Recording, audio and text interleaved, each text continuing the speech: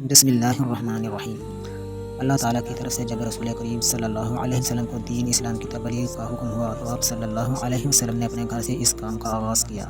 چنانچہ سب سے پہلے حضرت خدیجہ رضی اللہ تعالیٰ عنہ نے اسلام قبول کیا، پھر حضرت ابوبکر صدیق، حضرت علی اور حضرت زید بن حارث رضی اللہ عنہم نے دعوت اسلام قبول کی۔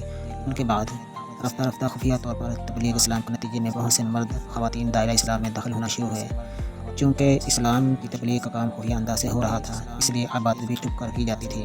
جو لوگ دائرہ اسلام میں داخل ہو چکے تھے، جب نماز کا وقت آتا تو حضرت صلی اللہ علیہ وسلم کے ساتھ مکہ مکرمہ سے باہر کسی پہاڑی کی گھاٹی میں چلے جاتے اور وہاں پر نماز پڑھتے۔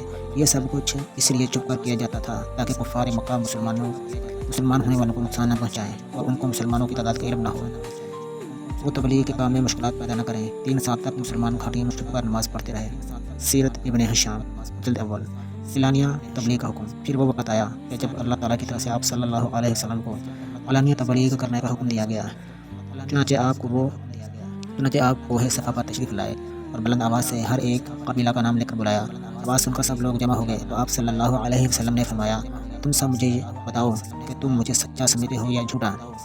سب نے کہا کہ ہم نے کبھی آپ کو جھوٹ بولتے نہیں دیکھا، آپ نے ہمیشہ سچ ہی بولا ہے، آپ صادق اور امین ہیں۔ اس پر حضور صلی اللہ علیہ وسلم نے فرمایا، اگر میں تمہیں کہوں کہ اس پہاڑ کی دوسری طرف کچھ لوگ ہتھیار باندھے مکہ مکرمہ پر حملہ کرنے کے لیے آ رہے ہیں، کیا تم میری اس بات پر یقین کر لو گے؟